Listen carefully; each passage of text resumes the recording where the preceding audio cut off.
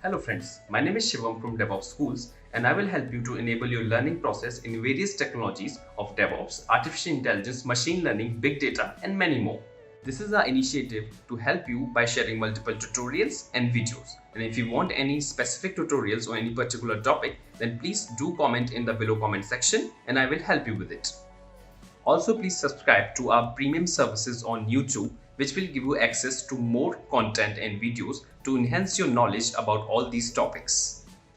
Also, if you want me to help you with regards to the online trainings and classroom sessions by our qualified trainers, then please do write me at contact@devopsschool.com. Thank you. Okay, guys. So now I think we should understand how Kubernetes works. In another way, we say let's know about the Kubernetes architecture, right? So as part of this, we need to know masters, what is nodes, what is the pods, what is services deployment, and many things. So guys, let's look at the Kubernetes with a big picture view. What is a big picture? So we say Kubernetes is an orchestrator for microservice app. Microservice app. So last time I stated Kubernetes is a container orchestrator. That was okay. But the Kubernetes is an orchestrator for microservice app. What does that mean? I am trying to understand. So guys, do you understand what is a microservices first? How many of you understand the microservices? Can you please help me here? What is a microservices? What is a microservices? Breaking services into the smallest working unit. Yeah. So guys, see the evolution of computing architecture. I mean software architecture, sorry. And again, I have many videos on this topic, DevOps, microservices, SOA, Agile and all at my channel, DevOps School. You can check it out. But right now, see here, with the evolution of the internet, okay, we are migrating the software from monolithic to SOA. Okay, SOA means service oriented architecture. Service oriented architecture means web server, app server, database. Monolithic means one of the monolithic software which you are using right now in your laptop is MS Office. Hundreds of things is there bundled together and you are using it. But web services, it can be a devopschool.com. Apps, web server, you have Apache. App server, you have a PHP. Database server, we have a MySQL. But now guys, we are moving to the microservices, SOA to microservices. This is not a service anymore. Microservice. So what is the microservices? Why it is happening? And it is happening because of only one reason, and that is we are using cloud-based software a lot. Gmail, WhatsApp, Facebook, Instagram, LinkedIn, HDFC Bank, ICICI Bank, Paytm, this, that, a lot. And second important thing is we are not allowing the application to be having downtime even for second. Yes, I repeat, second. You don't want the application to be down for a second. So think simple. If your all of your applications is bundled together at in one place, then if something goes wrong, even one functionality can break everything. So of course you'll have a downtime. So let's not do that. Let's have a microservices. That means okay, maybe there's a problem in one services, but rest of the services will be up. So something similar. I'm not going to teach you microservices, but I'm just giving you the highlight of it. So think guys, let's say this is the one of the product which we have, and you have a 200 features here. One feature, 20 feature, 30 feature, 40 feature, 50 feature, 100 feature, 200 feature. Now for this all 100 features, we need how many people? 100 people to develop test operations. 100 people means too many people. So one person has to talk to 99 remaining people to collaborate their work of the development, testing, and operations. Too many communications, too many emails, too many processes, too many sync up meetings, and this, that, and all happens. You know that. You are a dev team, you are a QA team, you are operations team, you are a manager, you are architect, you are this, you are that. So many meetings, so many emails, you waste a time actually. So what is required here? What is required? So whatever the software you have a 200 functionality, let's do one thing. Let's break it down. So here, make it separate this one, because REST API is now through the REST API, you can run the application in a distributed manner. Make it separate. Make it hundreds of microservices. I repeat, one service convert into the hundred of microservices, and one microservice is equal to one feature. So now how many teams you needed, guys? Earlier in SOA concept, we have hundreds of developers, hundreds of engineering team. Now we don't need hundreds of people. You just need to manage one microservices. So how many people you need? Two people teams. One people team. Yes, it's possible. Two people, three people. See here the size. Now you tell me, do you really need to send an email between the two people or three people? Do you really need to have a meetings, specific dedicated meetings? No, you are saving so much of time.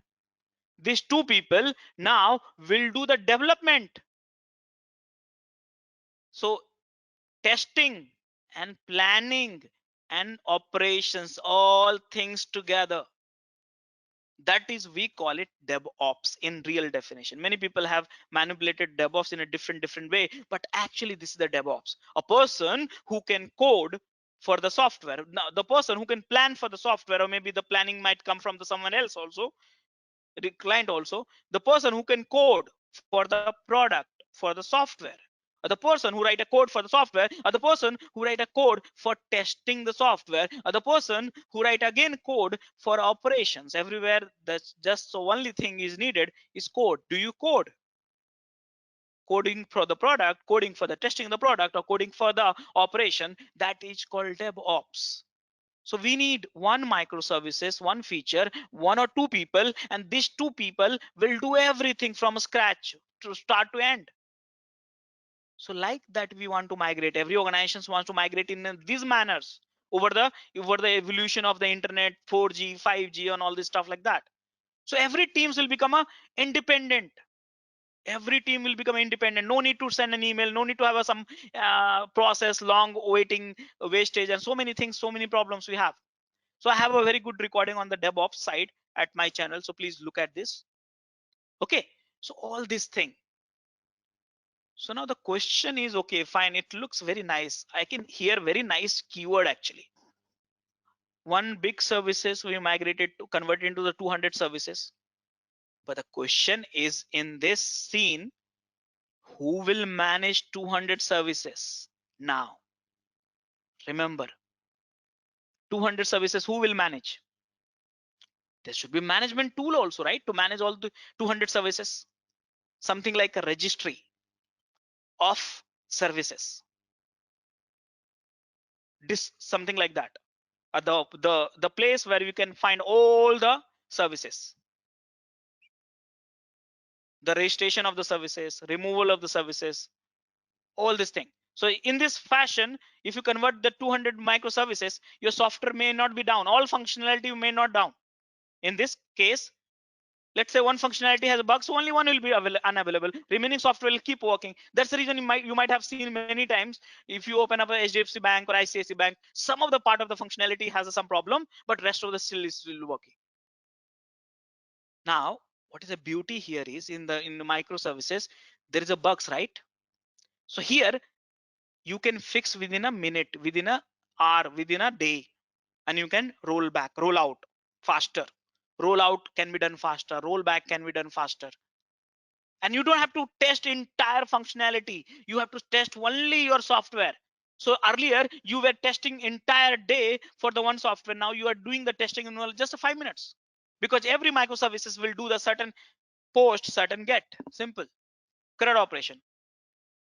Every microservices has certain rules, what to be exposed, what to be receiving as inputs. That's all. So this contract, if you are respecting, then everyone is working in this manner. But the question is not that. Microservice is very good, but the question is who will manage these 200 services? So first of all, guys, when you got a container technology, managing a Kubernetes, container technology, then creating a container, scaling the container and all is become so easy. But the problem here, we have 200 services, and each services, I said one services, you have 20 containers. Think about it. Or I'm just giving you a small scale requirement. One service, we have a 20 containers. So 200 services, you will become a, let's say 200 services like a 4,000 containers you are running with. So now the question is, who will manage 200 service? Do you have any tool? The answer is here, guys. Kubernetes. If your application is in the container, then managing the service. When I say service, that means I'm talking about this service, guys. Where is the image? I lost it. I'm talking about this one service. Like that, you have 200 service in the container technology for your applications. So who will manage it? Who will orchestrate it? Kubernetes. Yes. So Kubernetes is an orchestrator for microservices app. Are you understanding, guys? What are the benefits you are getting from the Kubernetes when you are moving to the containers technologies and all?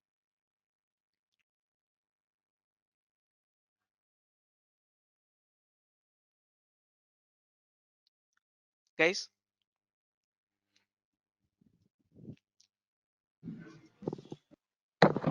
Yes, Rajesh. Great. So guys, Kubernetes is an orchestrator for microservices app. Look at this image. This is one of the football ground. I need some input from you here. And you have a team here, multiple team. So guys, here you have a soccer ground, football ground, and multiple teams are there. So anyone would like to comment on it? What is the end goal for the team, each player, sorry, each player? What is the goal? What is the objective for each player? Tell me. To contribute in scoring goal.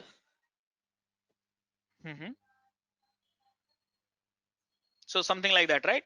So if you think, or if I think, okay, the players, the goal is to make a goal, simple, nothing else. So guys, if you set the each player objective to make a goal, then what each player will do, you know what? See that.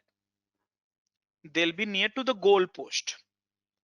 They'll be near to the goal post. Everyone will try to achieve their objective, and they will try to achieve the objective by being near to the goal post, and they'll try to make a goal.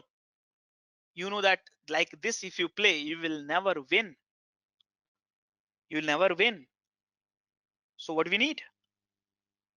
Then that is where the manager is coming. Sometime you call it a manager, sometime you call it coach. I am from the Hindi medium school, so we used to call Master G. Okay. So that is where the master comes into the picture, manager comes into the picture, and coach is coming into the picture. And manager says, listen, I know each one of you. Think about it, simple. Coach says, I know each one of you. I know each one of your capabilities as well. So let's do one thing. Let's play in this way.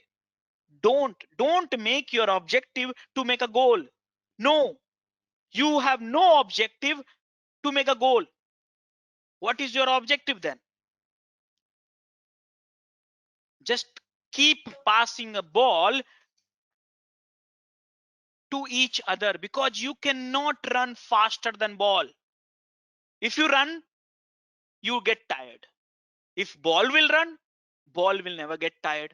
Ball can run 20 or 30 times faster than you. So just keep passing a ball to each other.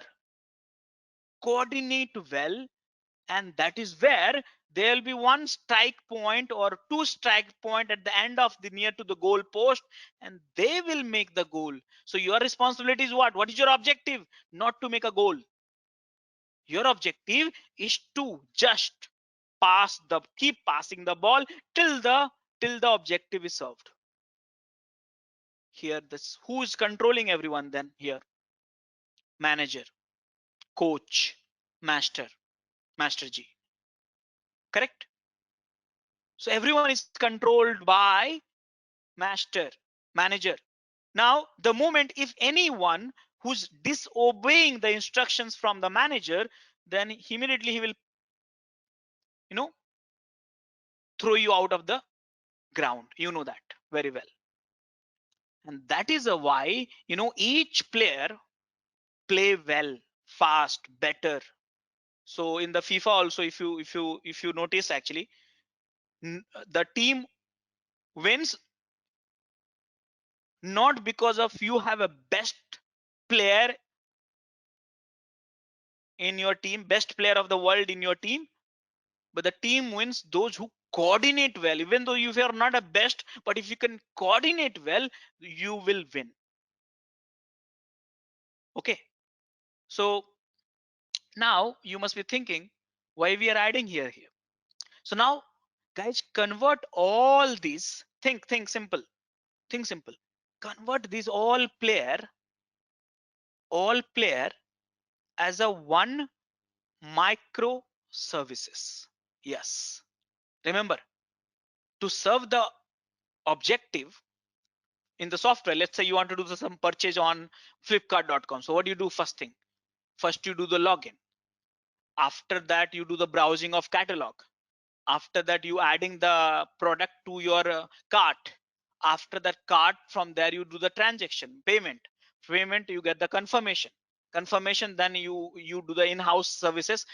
I mean in interior, I mean, what do you say, hidden services like that warehousing, delivery, postage, confirmation, all this, so many things happen, you know that. So guys, to serve one request to the end, multiple microservices will coordinate with each other. Some of them will be in the front end, some of them will work in the back end. So convert each of these players as a microservices. And microservices, what they pass? Request and response. Each services receive some request and each services give some response. Simple, you know that. That is how they, and here convert the ball into the request and response. And what you keep doing it, passing the request and response to each other. And the well you transfer the request and response, the transaction will be completed. But the question is, if you have 200 microservices, think about it, 200 microservices, who will manage it? There should be some management capability to manage all these microservices. Do we have any manager here?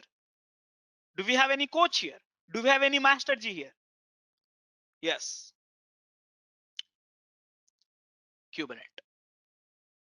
Kubernetes can manage all the services. It could be HTTP, search, auth, MySQL, KBStore, log, load balancer, any kind of microservices you have in your applications. Kubernetes will manage those things. That's the reason we call it Kubernetes is an orchestrator for microservices. Now look at this here. Load balancer to the HTTPS to auth, search, this, that, and all. So all this, they're passing request and response, but still management is done by, all the microservices management is done by Kubernetes.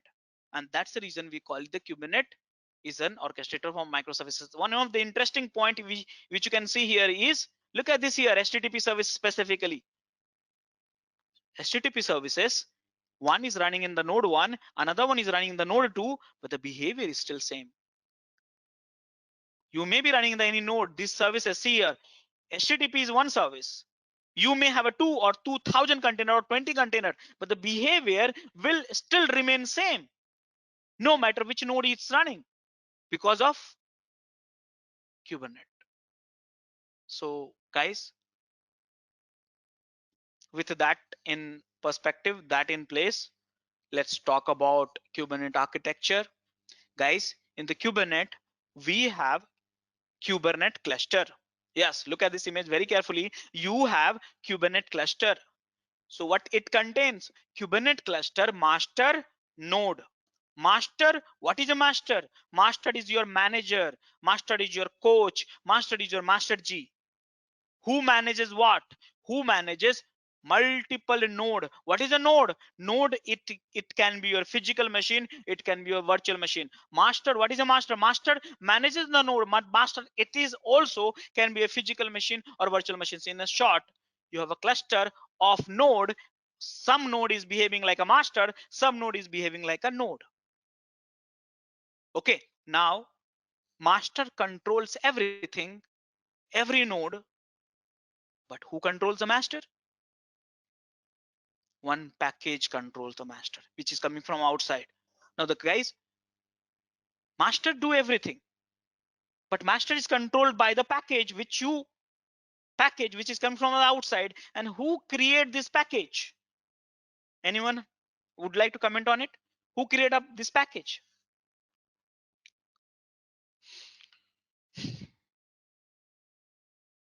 Guys, are you there? Developer.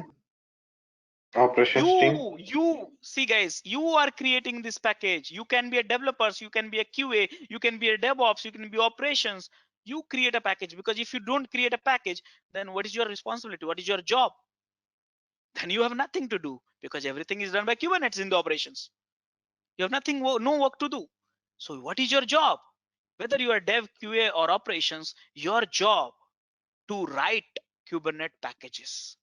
Remember in the Docker, I said your job is to write good Docker image. So same way in the Kubernetes, your job is to write good packages, nothing else. Write the packages, give it to the Kubernetes, forget about it, go and sleep. No need to have any sort of things like a downtime or something like that. So guys, in this picture, if you look at it very carefully, you have a multiple master, one behind another one and all stuff like that. Why we have a multiple master? Because here what happens, entire Kubernetes cluster, mind it here my statement, entire Kubernetes cluster is managed by master. And because of some reason, master node is not functioning well, then imagine what will happen. Whole cluster is down. Whole cluster is down, whole application is down. So because of that reason, we have a multi-master cluster, minimum starting with the 3, 5, 7. I have hardly seen 7. 3 is a most. So one should be down, so second automatically act like a master, or third will automatically act like a master. So here in the cluster, you need only one master to act on and manage all the nodes, but you may have a multiple master to make it HA, high availability of the clusters.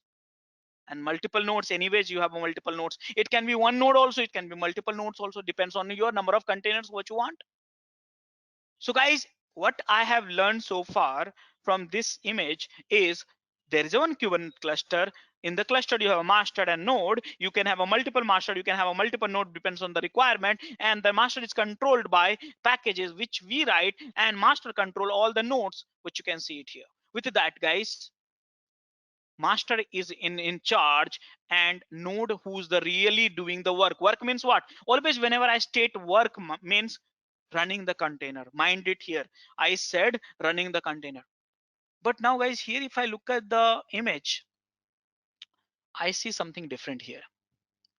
Here I see that the packages is being deployed to the master, who's in charge for the entire cluster. Master manages the node, multiple node, in this picture 6 node. But I see that node has one pod. What is pod? I don't know. But guys, inside the pod picture, can you see the icon? What is the icon? What is this icon? Anyone would like to tell me what is this icon? Containers icon. Ah, yes, that's the icon belong to the container, guys. So please remember all the time that icon, wherever you see, that's the icon of the container. So okay, fine, I understood that master is a node, Master is can be VM or it can be physical machine. Node can be VM or it can be physical machine. Master manages all the node. Node is the place where you run the container. Master manages all the node. Node is master is managed by the deployment package which we write.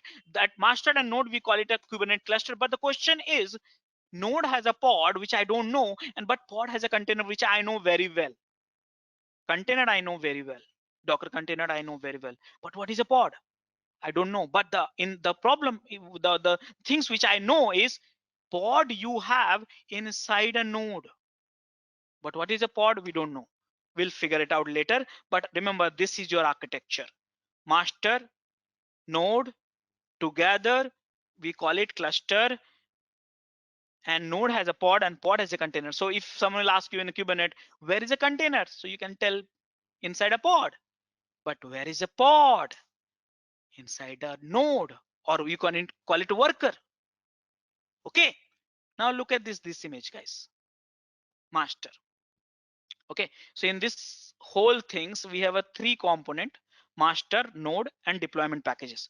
So first we'll focus on the knowing master, then we'll focus on the knowing the node, and then we'll focus on the deployment packages.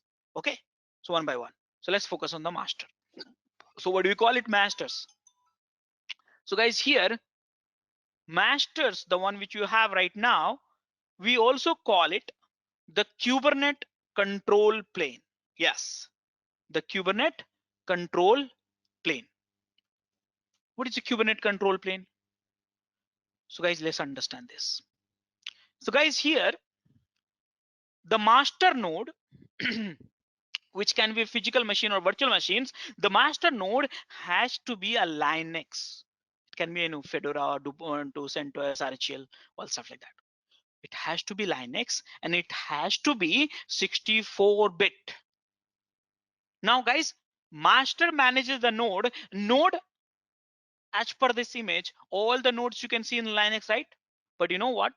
From the 2019 onwards, means when I say 2019 means recently, Microsoft supported the worker in Windows for the Kubernetes with the supporting the container technology. So that means from 2019, Windows 2019 onwards, the node can be also in Windows. Yeah.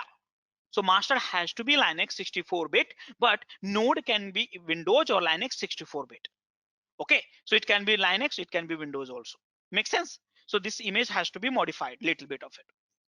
Are you understanding it, guys, so far? Yes. Yes. So guys, master, when I look at the master very closely, if I go a deep dive into the master primarily have a 4 component. Okay, anyone guys remember the Docker component? What was the Docker 4 components? Can you tell me? I just recall in my mind, so I thought let me ask you, what was the Docker components?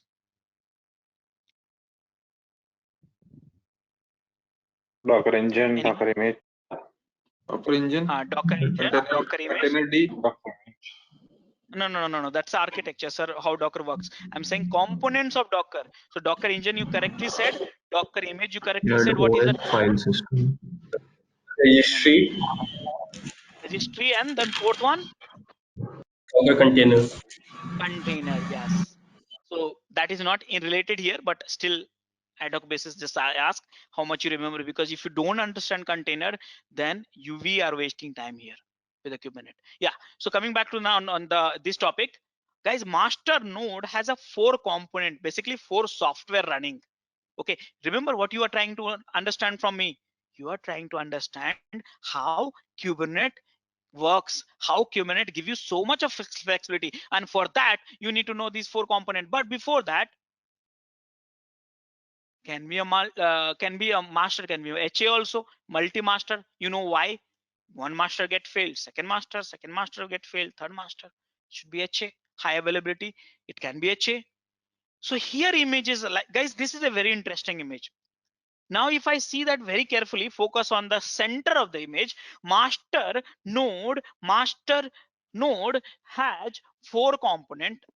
Which are those? I will discuss little later. But here I see master manages the node. It can be Windows and Linux as well. But To get our channel membership, click onto the join button, select the 3D99 plan and grow your skills immensely. Left side extreme top, if I see node has a pod and pod has a 2 container.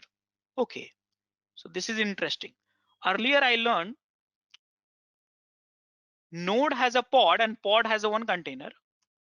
But here I see node has a pod and pod has a 2 container, and the second side, opposite side, I see node has a 2 pod and each pod have a 1 container. That means, okay, fine, what is the pod? I don't know, but the pod is resided in the node, and node has pod has a container, pod may have a 1 container, pod may have a multiple container, node may have a multiple pod, node may have a 1 pod. Are you getting familiar with this or not? What is a pod? We don't know, but still I don't know. You may have a multiple pod, you may have a single pod, you may have a 1 pod multiple container, you may have a 1 pod 1 container. It's up to you. Are you understanding it or not, guys?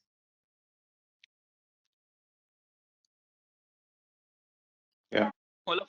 So guys, next question is, let's understand the 4 important component of the master. In short, when I say component, that means 4 important software of the master. Let me repeat, guys, if you don't understand this architecture, it will be entire remaining 2 days will be wasted. So I would request you all to focus on it. So guys, master, you have a 4 component. One of the component, we call it API server. Okay, cool. API server. So guys, all of you, do you understand what is the API? What is the API? Anyone would like to tell me what is API? It's API server. So here there's a 2 words. So guys, whenever I want to understand any functionality, so I try to break the word itself. So this is a API, this is a S server, API server. 2 word is there. So what is the meaning of API? First, can you tell me? Basically, a application providing you an interface to do a process. So guys, you said correctly.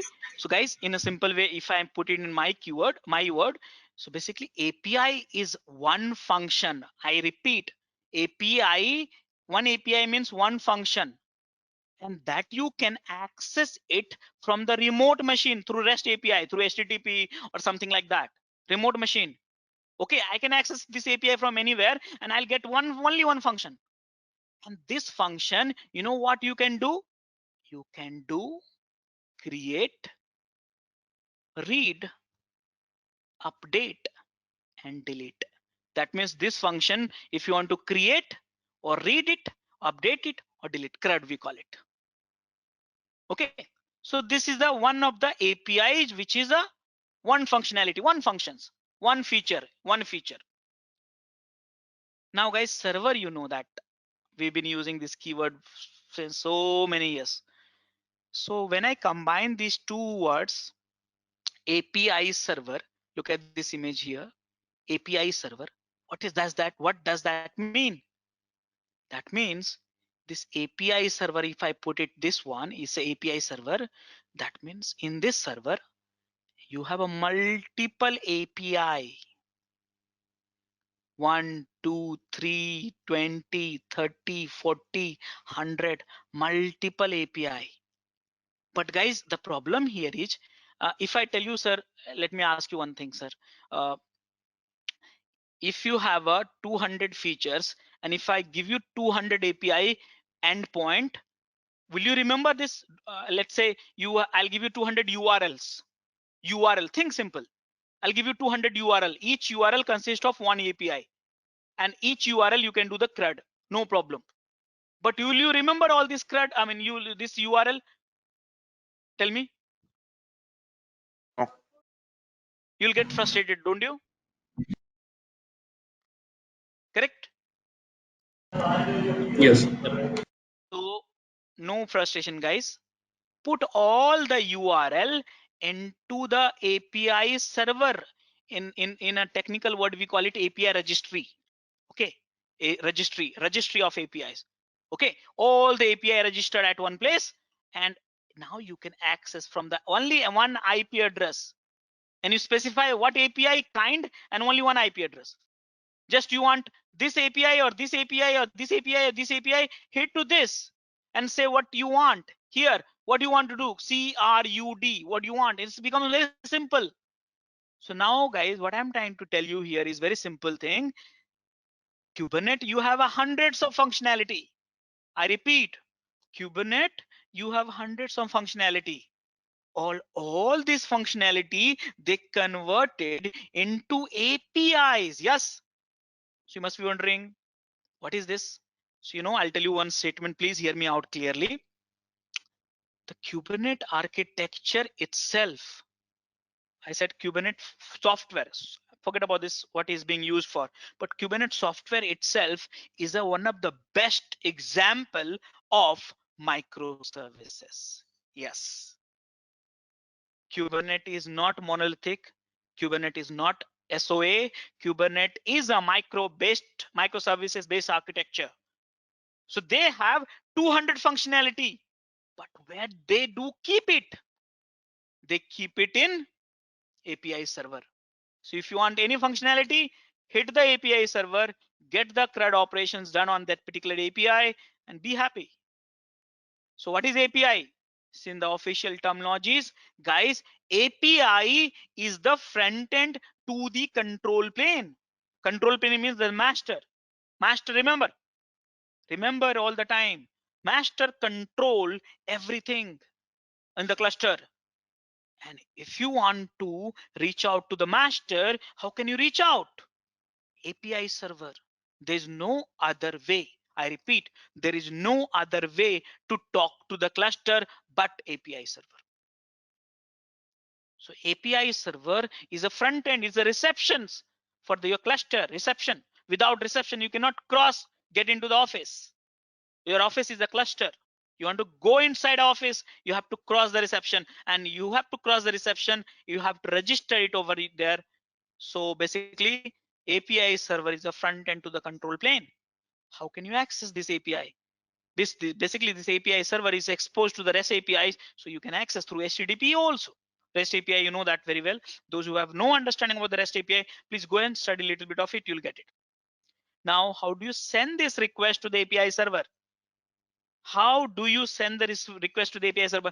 More or less, most of the API which is exposed in the world so far, most of these are consuming a JSON. So this API also consumes the JSON because it's a fast and very reliable. So guys, yes, you have to write a JSON file, send it to the API server for the API which you want to get the functionality with. CRUD means basically CRUD, and then get your work done. So guys, the one component which we have in the master out of 4 is API server. Guys, did you understand all of this or not? Yeah. Guys, I would like to show you one thing here. Please just give me 10 more minutes.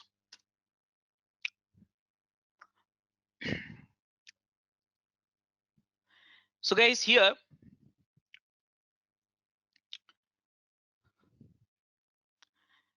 let's say you want to tell something to this guy. Okay, so of course you will tell some instructions through your audio capability. By the way, this API server accept the JSON only, but they will listen some, I think it's a sound, right? Sound vibration. So you will tell something from your audio device. Audio device means your mouth. So which will be the input here? Who will be receiving that input if you instruct something to this guy? Tell me, all of you. Who's the input? What is the input here in this? See here, your face is your control panel for your body, and you want to get some work done. So which is your input here? Tell me. I mean, taking if the you go input. to the ears, to the brain, No, no, Eyes. ear, no. Guys, I say something to yeah, you. You hear yep, from your ear, right? Not from your eyes, correct? correct. The ears and then the Right, brain. right. Now, guys, this you hear from ear, the sound vibration which is received, well received by your ear. I don't know what qualities we have in the ear. I don't know, but it received by ear. And where you store it? Tell me, where do you store it? In the brain. In the Memory. brain, Brain. in your memory, guys. This is a very well defined architecture for the human beings also, right? So you receive something and you store something in that your memory. Okay, so guys, you need to have a memory. Why memory? Because of persistency of your information, persistency of data. So same way, guys, if you request something, think simple. If you request something through API server, this is your ear, API server is your ear, is the front end to the control panel, there should be some storage. So here we have a storage. Anything you sent, repeat, look at the arrow here. Okay, anything you send to API server stored where? Cluster store. What is cluster store? It is your persistent storage. It is your permanent storage where everything what you sent or what cluster has it is stored. Simple. Everything.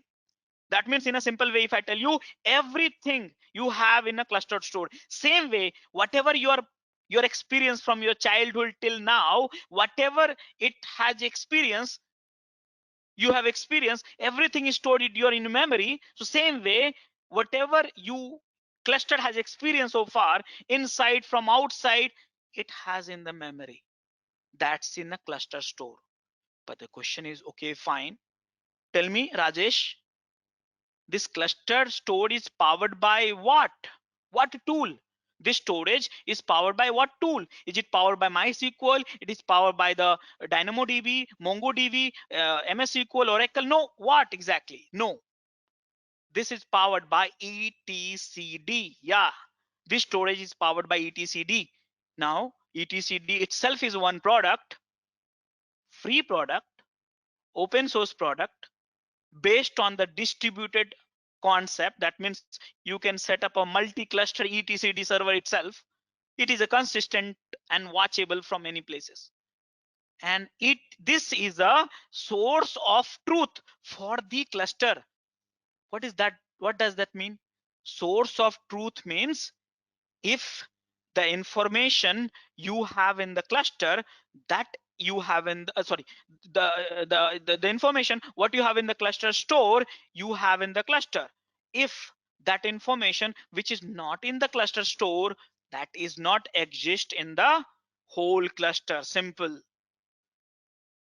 Okay, so you have to back up a plan. You need to have a backup plan for it, because see here, think in a simple way. See, if your hand is gone, we can get replacement done. Nowadays technologies is there. If your eye is gone, you can get that eyes back. Rest of the things also probably you can get it. I'm not very medical expert, but I feel, I mean, by reading the news. But if your memory is gone, which you have a experience from last 20 years, 30 years, 40 years, if that is gone, you will not get back. You'll have to experience again. So yes, you have to backup plan for it. So only one thing which you have to take a backup for, that is your memory. So guys, the second component of the Kubernetes is your cluster store, is persistent storage, which store all the cluster state and configuration file powered by etcd. And I would request you all to go and study a little bit more about the etcd. It's wonderful, one of the open source database, persistent database, key and value based database, which is growing a lot nowadays for the many of these tasks. So guys, did you understand the second component of this master? All of you? Yes. Guys, what is the third component? So guys, if you look at this here, third component is controller manager. See here, read it carefully. Again, I'm requesting you to all to break it down. This keyword, it says controller. Q, forget about Q means Kubernetes. Controller manager. Controller means what? Control something. And manager means what? Manages something. Simple. So here, if I see that controller which controls something and manager which manages the multiple control, that's the reason we call it controller manager. Simple. Very simple. Okay. Look at this here. Third component I'm talking about. Controller manager. It is a manager for multiple controller. Think simple. It is a manager for multiple controller and each controller controls something. So now let's correlate here. Tell me, in your body, in your control plane, this is the one which I'm showing you is a control plane basically. Which is your controller? Brain. Tell me. Controller. I said controller. Control something. Monitor something. Monitor. Let's use the keep simple word. Monitor something. Eye, ear. Eyes monitor. Eyes monitor. See here, sir. You said now is night. You hear? You send to the memory. Memory stored. Okay. This guy is saying now is night, not a day. But your eyes will see. Correct? Eyes will monitor your the environment and experience. Oh no no no no no no. This is not night. This is a day. Who will inform you? Who will inform your mind that it is not a night, it is a day? Your eyes, correct? Right? So guys, Yeah. who's a controller? Controller is your eyes. How many controller you have, guys? For the God, given by the God, we have a 2 controller, by the way. 2 controllers, see here. So now this eyes is a controller manager. This is a 1 controller, this is a 1 controller, 2 controller. Maybe the God Shiva has a 3 eyes also, right? And I think everyone has a third eyes also, but it's hidden, I guess. Right? So this is your controller manager. Controller manager, which controls something and update back to what? Memory. Simple. So now guys, look at the arrow here. Your controller manager talk to what? API server, and API server update back to the cluster store. So everyone is talking to the API server. Remember, cluster store you cannot talk directly, only through API server. So guys, what is a controller manager? Guys, controller manager has a multiple controller. Each controller controls something like a node controller. Node controller, what will do? Node is up or running, up or not, up or not, up. This node is connected. Like master manages the multiple node, right? So which node is connected or which node is not connected is controlled by node controller. Many controllers we have it: endpoints controller, namespace controller. What is the endpoints, what is the namespace, and all slowly you will get comfortable with. But in short, what is going on in my cluster is controlled by controller, and this controller is managed by controller manager, which helps you to watch is for the changes in the cluster and maintain the desired state. For example, I have been saying so many times, who will make sure that 100 containers you wanted, that means 100, not a 99, not a 101. Who will control? Controller manager. So this controller manager will keep controlling. They will create one controller, and this controller will keep checking 100, 100, 100, 100, 100, 100, 100. The moment it become a 99, it will be a problem. It will immediately report back to the API server saying that I got only 99 or 101. So guys, these controllers always runs in the loop. It never stop. Always controller stop. You know what will happen?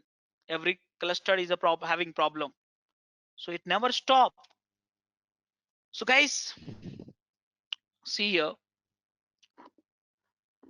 Now you receive something. Think simple. You store here. Monitor everything. And now based on that, if you want to respond something, I said respond. You're not doing any work. You have a hand, but you're not doing any work. You will respond something. Or maybe let's say you're a supervisor. You will say, okay, let's say in simple way. Someone said, my manager said to me, let's say there's a senior manager, there's a manager, and there is an engineer. So senior manager said to manager saying that, okay, get this, Mr. Manager, get this task done. The manager will tell to the manager will hear, manager will store that thing in the memory. They will see the status of the work, and then if something is mismatching, then he will talk to his engineer, right? He'll schedule the work to the engineer saying that, okay, you do this, you do this, you do this, you do this, let's complete all this stuff. Why? Because this is the whole work has to be done. So who will assign the work? I said assign. I'm using the keyword very carefully. I said assign, not doing. I say schedule the work, not doing yourself. So guys, in your body, on your face, on your control plane, who will assign the work? Tell me. Mouth. Mouth will assign. Guys, Yeah. you have only one mouth, mind it. You have only one mouth. So your mouth will assign the work. So if you think so guys, here also in the Kubernetes cluster, we have one mouth. His name is Kubernetes scheduler. What exactly they do? So guys, this scheduler keep watching API server. Look at the arrow. Keep watching API server. What happens? For what? What scheduler is keep watching API server for what? The request from what? API server. For what? New pod. Remember, what is a pod? I don't know. But I got to know in the node, in the worker, you may have a multiple pod. Each node, each pod, you may have a single container or multiple container. That I know. But what is a pod? I don't know. But here what will happen if you want to deploy some pod which has a container ultimately? So here what will happen? Let's say human request, think simple in the full scale. Human requested to the cluster stating that I need a 10 pod. Ultimately you have a 10 containers. You may have a. So 10 container. Now API server stored that in the cluster stored. Controller reported back saying that, okay, boss, you have a 0 containers, or you have a 5 these containers already, this 5 pod already. So now 5 remaining has to be completed, right? So what will happen? API request, API server don't talk to the worker directly. They assign this work to scheduler. Yes. API server say, boss, can you please not create, assign this work to create a 5 pod to the node? And scheduler is very intelligent. Remember I said, what is a Kubernetes? I said one statement, workload placement. I hope you remember. So workload placement is done by scheduler. So guys, what exactly it has? These guys keep watching API server for the new request, new pod request, and based on the request is assign its schedule. Is not never doing the work. It schedule the work to the node. I repeat, node worker. Based on the many conditions. Scheduler has many condition inbuilt. You can influence these conditions also. What condition? So scheduler will have a condition like affinity. Affinity means, let's say my manager thinks I'm a very bad engineer.